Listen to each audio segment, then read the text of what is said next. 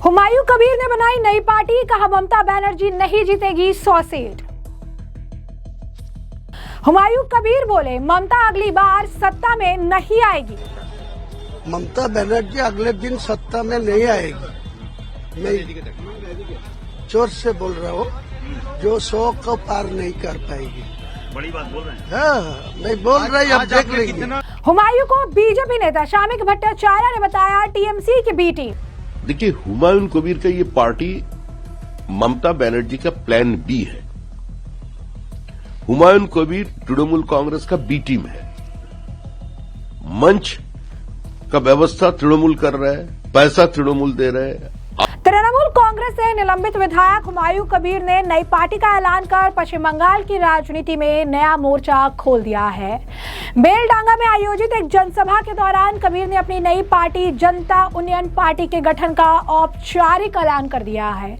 बाबरी के तर्ज पर मस्जिद की नींव रखने के आरोप में निलंबित कबीर ने मुख्यमंत्री ममता बनर्जी को सीधी चुनौती देते हुए दावा कर दिया कि 2026 के विधानसभा चुनाव में टीएमसी को 100 सीटें भी नहीं मिलेगी। साथ ही हुमायूं कबीर ने यह भी कहा कि इस बार गारंटी ले रहे हैं कि ममता बनर्जी सरकार नहीं बना पाएगी। हुमायूं कबीर ने ऐलान कर दिया कि वो खुद जो है इस चीज को मेक श्योर करेंगे। सुनिए क्या कुछ कहना है हुमायूं कबीर का। ममता बनर्जी अगले दिन सत्ता में नहीं आएगी। मैं जोर से बोल रहा हूँ, जो 100 को पार नहीं कर पाएगी। बड़ी बात बोल रहे हैं। हाँ, मैं बोल रहा हूँ, अब देख लेंगे। कितना अनाउंस किया, कितना कंटेस्टेंट? 7 कैंडिडेट का एक बार मैं आखिरी बार आज आप पार्टी लॉन्च किए हैं, आपका पार्टी का पूरा नाम एक बार बताइए और क्या उसका ये रहेगा, मोटो रहेगा? पूरा नाम और मोटो बाद में मिलेगा। मैं तो बोल दिया, जो JUP জনতা উন্নয়ন পার্টি, জনতার জন্য পার্টি, তার ফুল ফর্ম যখন ইলেকশন কমিশনের অ্যাপ্রুভাল আসবে, কালই আমি ইলেকশনের কমিশনের কাছে যাব, বা যখন এফিডেভিট দাখিল করার পর যখন इलेक्शन कमीशन का जो चुनौती वो मिल जाएगा, बाद में आपको पता मिल जाएगा। शुभेंदु अधिकारी जो कह रहे हैं कि मुर्शिदाबाद से पूरा हटा देंगे, मुस्लिम MLA को विधानसभा के बाहर फेंकने का भी बात उन्होंने इससे पहले भी कही है। उनका जवाब तो जिसने बोला उसने टाइम में तो दे दिया, अभी क्यों बोल सकते? जाकिर हुसैन बोल रहे हैं मंदिर मस्जिद दोनों बनाएंगे। वो बना सकते दीजिए, वो जाकिर भी हारेगी। TMC को लोगों के मुर्शिदाबाद जो चुनाव में उतरेगी वो पराजय निश्चित होगी। मोहन भागवत ने कहा है कि बाबरी मस्जिद के नाम पर राजनीति हो रही है, ये हिंदू और मुसलमान दोनों के लिए नुकसानदायक है, क्या कहेंगे आप? मोहन भागवत जी को मैं श्रद्धा करते हैं, और अच्छा सारा देश का एक राष्ट्रीय स्वयंसेवक का अध्यक्ष है, उनको ये मैटर में कुछ नहीं बोलना चाहिए। उनका मंदिर बनेगी, उन कलकत्ता के आके उनका जो पार्टी वाला है डायरेक्ट BJP, वो लोग मुसलमान को खिलाफ बोलेगी, उसी टाइम सब ठीक ठाक है, संवैधानिक है। और जो कोई मुसलमान उनको नमाज अदाई करने के लिए मस्जिद बनाएगी, तो क्या गड़बड़ है, क्या उनका तकलीफ क्या है, ये क्लियर करने दीजिए। तो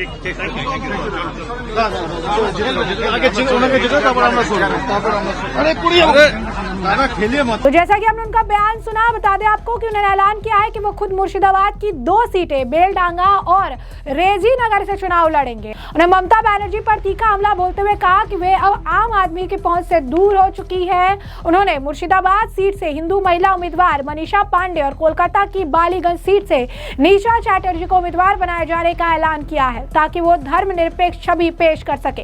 हुमायूं कबीर को 4 दिसंबर को TMC ने निलंबित किया था, जब उन्होंने मुर्शिदाबाद में बाबरी मस्जिद जैसी मस्जिद के निर्माण की घोषणा की थी।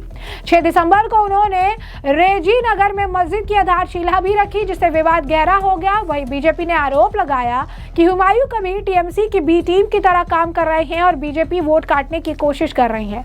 बीजेपी और TMC का रुख, बीजेपी ने कबीर की नई इस पार्टी को TMC की बी टीम मुस्लिम करार दिया है। प्रदेश अध्यक्ष सुकांत मजूमदार और शामिक भट्टाचार्य ने आरोप लगाया कि हुमायूं कबीर का उद्देश्य केवल बीजेपी के वोटों को बांटना है ताकि टीएमसी की मदद की जा सके। पश्चिम बंगाल भाजपा अध्यक्ष शामिक भट्टाचार्य ने कहा कि हुमायूं कबीर टीएमसी की बी टीम है, मंच की व्यवस्था टीएमसी कर रही है, पैसे और आदमी टीएमसी दे रही है। अगर वोट की लूट करके सत्ता में नहीं आ सकते तो पश्चिम बंगाल को पश्चिम बांग्लादेश की स्थिति तक ले जाने के लिए लोग काम कर रहे हैं। सुनिए क्या कुछ कहना है उनका। देखिए, हुमायूं कबीर का ये पार्टी ममता बनर्जी का प्लान बी है। हुमायूं कबीर तृणमूल कांग्रेस का बी टीम है, मंच का व्यवस्था तृणमूल कर रहा है, पैसा तृणमूल दे रहे हैं, आदमी तृणमूल भेज रहे हैं। अगर वोट की लूट करके सत्ता में नहीं आ सके तो पश्चिम बंगाल को पश्चिम बांग्लादेश बनाने का स्थिति पर ले जाने के लिए जो हुमायूं है, ये सब रेडिकलाइज्ड लोग हैं, इन लोगों के सहारे सत्ता में आना चाहती है। पश्चिम बंगाल की जनता ये बात समझते हैं और वो ठान लिया है किसी भी कीमत पर इस बार ममता को सत्ता से विसर्जन होता। तो जैसे कि आपने उनका बयान सुना, बता दें पश्चिम बंगाल की जनता, उन्होंने कहा कि पश्चिम बंगाल की जनता इस बार समझ चुकी है, उन्होंने ठान लिया है कि इस बार ममता बनर्जी को सत्ता से हटाना है। वह केंद्रीय मंत्री गिरिराज सिंह ने भी इस मामले में प्रतिक्रिया दी। कहा यह बात सही है कि हमारा दिसंबर का महीना शौर्य का महीना है और शौर्य दिवस के रूप में से मनाने का काम करते हैं और ममता बनर्जी जानबूझकर हुमायूं कबीर को बाबरी मस्जिद बनाने की इजाजत दी है। क्या कुछ कह रहे हैं वो सुनिए। ममता बनर्जी जानबूझ करके हुमायूं कबीर को उन्होंने बाबरी मस्जिद बनाने की इजाजत दी है। अभी तक उनकी गिरफ्तारी नहीं हुई है। ये बताता है इसके पीछे हिडन एजेंडा है ममता बनर्जी का। और ममता बनर्जी बाबरी मस्जिद इसलिए बनवा रही हैं कि वहाँ हिंदू और मुसलमान का विभेद पैदा हो। लेकिन भूले नहीं, देश के नौजवानों ने, देश के हिंदुओं ने अगर आक्रांताओं के चिन्ह को अयोध्या से मिटा दिया, आने वाले दिन में बंगाल में भी अगर कोई आक्रांताओं का नाम रखेगा तो कुछ भी हो सकता है। जैसे कि आपने सुना, कहा कि ममता बनर्जी ने जानबूझकर बाबरी मस्जिद बनाने की इजाजत दी है, अब तक उसकी गिरफ्तारी नहीं हुई। ये बताता है कि पिछले ममता बनर्जी का हिडन एजेंडा है। ममता बनर्जी इसीलिए बाबरी मस्जिद बनवा रही है क्योंकि उन पर वहां पर हिंदू और मुस्लिम का विवाद जो है हो। लेकिन भूले नहीं, देश के नौजवानों और हिंदुओं ने अगर आक्रांताओं के चिन्ह को अयोध्या से हटा दिया तो आने वाले दिन में बंगाल में भी अगर कोई आक्रांता के नाम का भी कुछ रखेगा तो कुछ भी हो सकता है। वही टीएमसी सांसद शत्रुघ्न सिन्हा का भी इस मामले पर बयान सामने आया।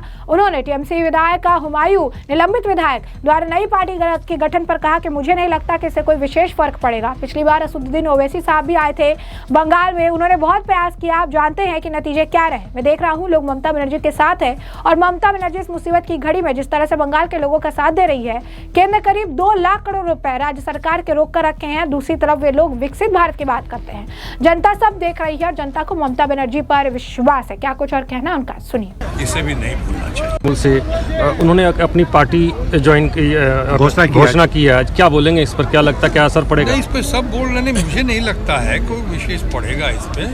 पिछली बार भी अगर आपको याद हो, बहुत अच्छे अलग मेरे मित्र भी हैं लेकिन बहुत लर्नड भी हैं, लेकिन ओवैसी साहब आए थे बंगाल में और उन्होंने बड़ी कोशिश की थी यहाँ पे, तो आपको पता है नतीजा क्या हुआ है।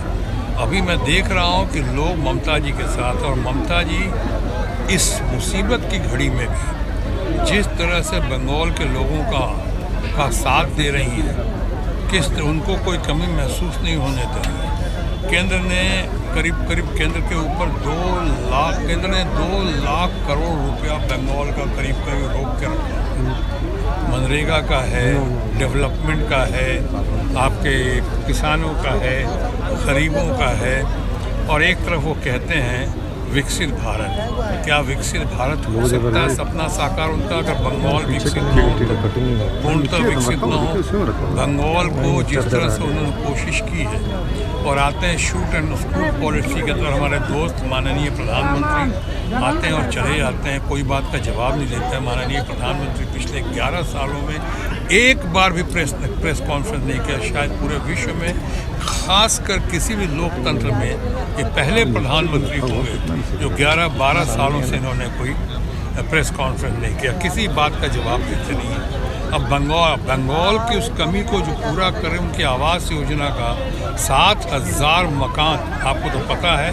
अब आज ही के मीटिंग में हम लोगों ने देखा कि बंगाल की ममता जी ने बांग्ला बाड़ी करके सबको 7,000 मकान जो है वो कमी पूरी। एक एग्जाम्पल दे रहा हूँ, उदाहरण दे रहा हूँ। ऐसे तो कोई स्कीम, चाहे आपका बोई मेला हो, चाहे आसनसोल उत्सव हो, चाहे आसनसोल रूपाश्री योजना हो। तो जैसा कि आपने सुना, उन्होंने कहा कि इस बार ममता बनर्जी पिछली बार से भी ज्यादा सीटें लेकर आएंगी, लोगों ने ठान लिया है।